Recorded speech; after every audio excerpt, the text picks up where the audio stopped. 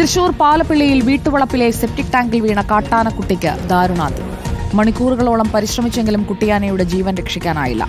അരഭാഗത്തോളം മണ്ണിനടിയിലായ നിലയിലായിരുന്നു ആന. JCB എത്തിച്ച് ടാങ്കിന് ചുറ്റുമുള്ള കൽക്കെട്ട് പൊളിച്ച് വഴിയൊരുക്കിയെങ്കിലും കുട്ടിയാനയ്ക്ക് എഴുന്നേൽക്കാനായില്ല. അവശനിലയിലായ ആനക്കുട്ടിക്ക് വൈദ്യസഹായം നൽകാനും വൈകി. സ്ഥലത്ത് കാട്ടാനക്കൂട്ടം നിലയുറപ്പിച്ചിട്ടുണ്ട്.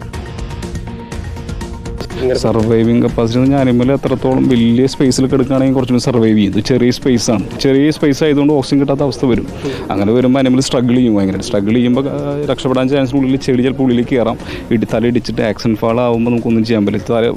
വെർട്ടിബ്രയിൽ ഫ്രാക്ചർ വന്നിട്ടുണ്ടായിരിക്കും. നമ്പർ ഓഫ് വെർട്ടിബ്ര കുറവാണ് സെർവിക്കലിൽ. അപ്പോൾ അവിടെ ഫ്രാക്ചർ വന്നു കഴിഞ്ഞാൽ ഒന്നും ചെയ്യാൻ പറ്റില്ല അനിമലിൽ. സബ് അഡൽട്ടാണ്. 5 മുതൽ 15 വയസ്സും പ്രായമുള്ളതാണ്. ചെറിയ സ്പേസ് ആയതുകൊണ്ട് പിന്നെ വലിയ അനിമലിൽ നമ്മൾ മാക്സിമം ട്രൈ ചെയ്ത് മാക്സിമം ചെയ്യുന്ന കിട്ടിയില്ല നമുക്ക്. ജെയ്സൺ ചാമവളപ്പിൽ നമുക്കൊപ്പം ചേരുന്നു. ജെയ്സൺ, ആ രക്ഷാപ്രവർത്തനത്തിൽ ഉടനീളം ജെയ്സൺ അത് കണ്ടു നിൽക്കുകയായിരുന്നു. ഒരുപാട് ആ ആനക്കുട്ടിയും പരിശ്രമിച്ചു. രക്ഷപ്പെടുത്താനുള്ള നീക്കങ്ങൾ വിഫലമായത് എങ്ങനെയാണ്? തീർച്ചയായും സുജിയ, വളരെ ദയനീയമായ ഒരു അന്ത്യമായി പോയി എന്ന് പറയേണ്ടി വരും. അവസാന നിമിഷം വരെ ജീവന് വേണ്ടി അവസാന ശ്രമവും നടത്തുന്ന ഒരു കാട്ടാനക്കുട്ടിയാണ് നാം മണിക്കൂറുകളോളം കണ്ടത്. നാം തന്നെ എത്രയോ 2 മണിക്കൂറോളം ഏകദേശം അത് പ്രേക്ഷകർക്ക് നൽകി. വലിയ പ്രതീക്ഷ ഉണ്ടായിരുന്നു അവസാന നിമിഷം വരെ. പക്ഷേ അവസാനം അത് ചെരിയുകയായിരുന്നു, മരണത്തിന് കീഴടങ്ങിയായിരുന്നു. ഇന്നലെ രാത്രിയാണ് ഈ സെപ്റ്റി ടാങ്കിൽ ഈ കുട്ടിയാന കാട്ടാന വീണതെന്നതാണ് ഏറ്റവും അവസാനമായി ലഭിക്കുന്ന വിവരം. പക്ഷേ മണിക്കൂറുകളോളം ആ കാട്ടാന ആ സെപ്റ്റി ടാങ്കിൽ, ഇടുങ്ങിയ സെപ്റ്റി ടാങ്കിൽ വീണ് കിടക്കുന്നു.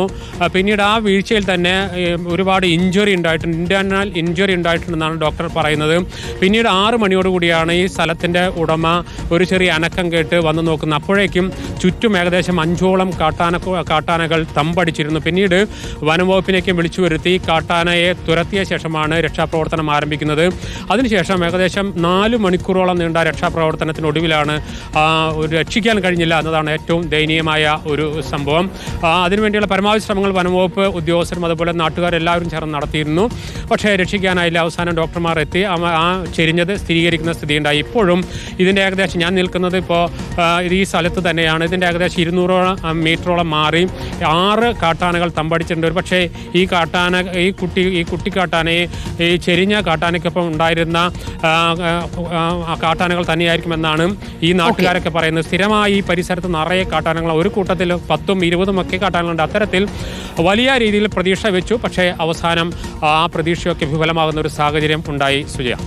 ശരി, ജെയ്സൺ ചാമവളപ്പിലാണ് വിവരങ്ങൾ നൽകിയത്.